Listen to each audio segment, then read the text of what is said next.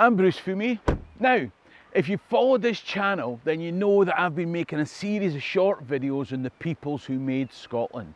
The Scots, the Britons, the Angles, the Vikings, and today I face the most daunting episode, the Picts. Now, the reason that this is the most daunting episode is that the Picts covered not only the largest landmass in this nascent Scotland that we've been describing, but also the longest time period. Depending on how you define them, we probably need to cover pre-Roman through to early medieval. But here's the thing, tying them down is such a problem. And it doesn't help that the records that we have often have been written down by, at best, self-interested outside parties, and at worst, their sworn enemies. Add to that the fact that they're the group in which most of the viewers seem to have the greatest emotional investment, and putting your finger on them is like trying to squeeze the ghost of a tooth fairy back into the tube when she's greased head to toe in lube. Actually, that sounded more sexual than mysterious, didn't it? But when you wake up in the morning, there'll be an apology on your pillow. Under it, maybe. The point is that you may be watching this hoping that a stand-up comic come tour guide is going to give you some deep revelation of certainty about an ancient people when academics can't entirely agree on the territory that they occupied, the time that they existed, the language that they spoke, or whether it was mum or dad that passed on the inheritance. All I can do is what I always try and do, and that's give you something to think about and take you someplace interesting. So if you're interested in the people, places and events in Scottish history, then click the subscribe button at the bottom right of the screen. In the meantime, let me tell you their story. Defining what the Picts were isn't easy, so let's start with what they weren't. Some folk think that the Picts were some sort of homogeneous group that were around for a short period and then ceased to exist and did nothing but paint themselves blue and fight everyone around them. And of course, that's ridiculous. It confuses Picts with Glasgow Rangers fans. Don't worry, there'll be a Celtic joke coming along soon. I'll maybe put up a picture of their trophy cabinet. That's the St Johnstone trophy cabinet.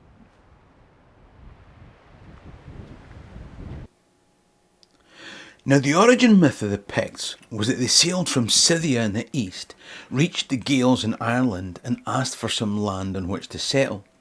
The Irish told them that there was no space on their island, but they knew of an island close by, and if they looked just to the east, then they'd find it. But the Picts had no women, so they asked if the Irish would give them some women. Because let's be honest, it's women who build a nation, whether they get the kudos or not. The Irish agreed, but only on condition that if in the future there was any doubt about kingship, that the king should be chosen from the female line. A further story is that the over-king of the Picts was a guy called Crunya, who had 7 sons.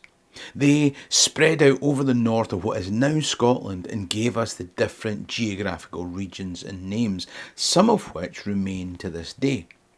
In Gaelic, the Picts are still called na Cruinnich.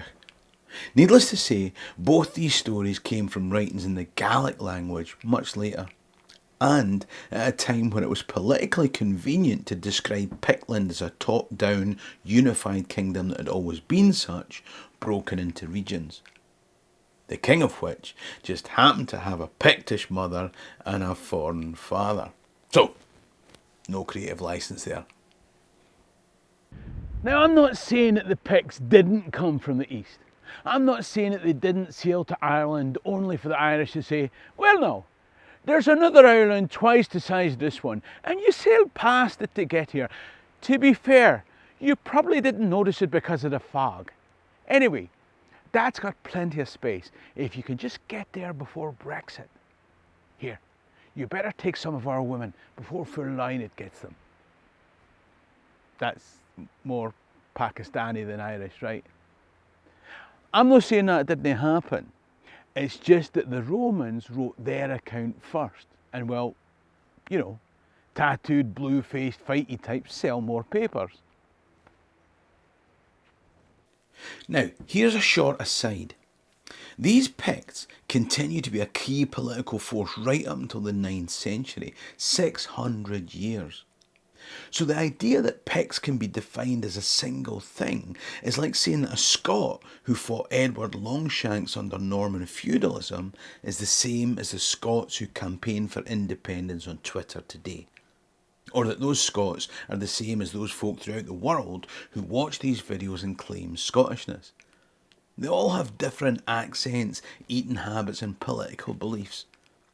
Now, they all cling to some unifying history. They claim to share the same name. But they're far from a homogeneous group.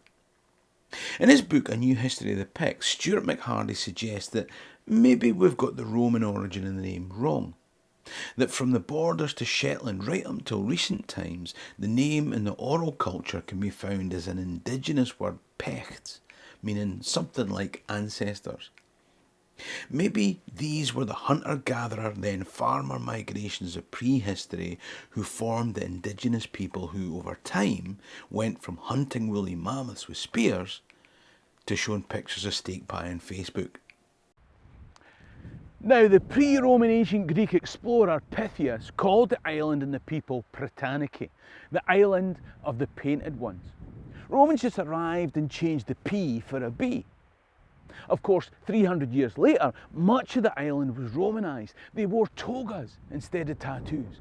But up in the north, where the lands were conquered but never subdued, where those primitive painted people perennially persisted with their pointless alliteration, if Stuart McHardy's right, then calling them Picti, or painted people, instead of Picts, the ancestors, might have been no more than a bit of name calling in the playground. Or maybe the pub. Picts, did you say? Aye, Picti mere like painted tosspots. Oh, Picti, that's brilliant, man. Hilarious. Oh, I'm telling wee Rab. Oh, Rabius Minimus. Did you hear Willius Maximus there? Oh, he just called the Picts Picti. Ha, he's pure Rajman. Bunch of painted daubers.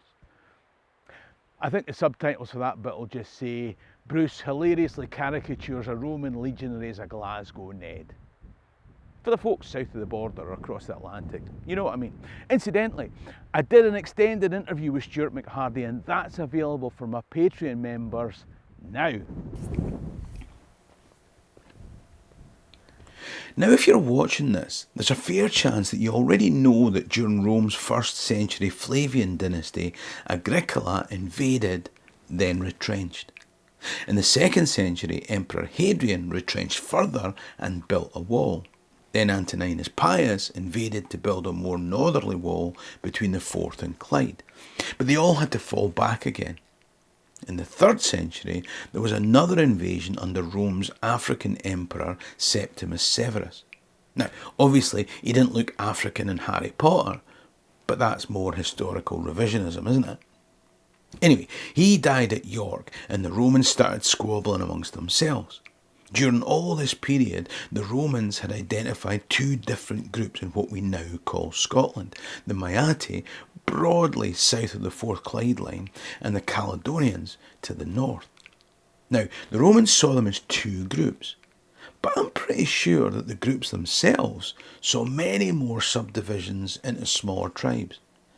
From the Roman point of view, the southern Maati at least partially came on board with the Roman project, but the Caledonians in the north, they were a stubborn lot. And by the time these invasions in the 1st century, 2nd century and 3rd century were over, the Romans were calling them Picts. And the Picts seemed to take it as a badge of pride. By the time the Romans left, Pictland wasn't a nation state, but whether through opposition to outside forces or the imposition by internal strongmen, tribes were starting to consolidate. These strongmen may have got their authority from their mums, and kingship may indeed have been matrilineal. That debate will continue. But we're also getting into that period where we see the crafted stones that the Picts are famed for. And it's a time that I show you why I brought you here. This is Tapping Off. Here on a hill near Huntly in Aberdeenshire is a huge hill fort. It's one of the biggest post-Roman habitations in Britain. This was occupied throughout the timescale that we've discussed. People lived here from prehistoric through Roman Iron Age to Pictish proper. In fact, this is the biggest settlement that we know of in the Pictish period. 800 dwelling sites have been found in and around this hill over an area of 50 football pitches. At the bottom of the hill, 2 miles from here, is a place called Riney, where you can find hugely significant Pictish carved stones. It's estimated that 4,000 folk may have lived here. Now, these weren't just painted savages, this was a Pictish town. Activity, infrastructure, social structure and political organisation. Now, talking about political organisation, just south of here is the Mount. That's the rocky extension of the Highlands that stretches from the mountains of the west towards the coast near Stonehaven. That mountainous area down to the sea was a dividing line between northern Picts and southern Picts. And as Pictland consolidated, a warlord and one or other would seek control as the overall king of Pictland. In this series, I've been trying to give you a picture of the kingdoms of the Scots, the Britons, the Angles and the Picts around the 6th to the 7th century. And for the Picts, that time, and a couple of centuries after, was a prolific time for those carved stones for which they're so famous. You can find them at the foot of this hill at Riney, at Aberlemno, in the Historic Scotland Museum at Meagle, at the church at Trinity Gaskin, all over what was Pictish territory. But something else happened in that 7th century, and to help you understand that, I made a video called The Pictish Battle of Bannockburn, and you should watch that. In fact, you can come back and click the white tab up there. That Battle of Dunechtan did a lot to further consolidate the Picts into a kingdom. A kingdom that would go on to take over the kingdom of Scots militarily and then be taken over by them politically, culturally and linguistically. And through all of that, you can trace the distinction between the northern and the southern Picts, the people south of the Mount and the men of Murray to its north. You can trace it all the way from Pictish times through Macbeth to David I and Robert the Bruce. You can see it in the ghastly end that I describe in my video Forgotten Kings of Scotland. Folk have messaged me from time to time to make a video about the Picts. Now, I don't know if this is what you wanted or expected. I'm sure you'll let me know in the comment section below. But it seems to me that the Picts are not a single homogeneous people that can be defined in a short video. And maybe that's part of their enduring mystique. If you want to know more about some of the other peoples that made Scotland, a video coming up on the screen now. In the meantime, ha' mi an dóchas gún be lama alive. Cheery and drasta.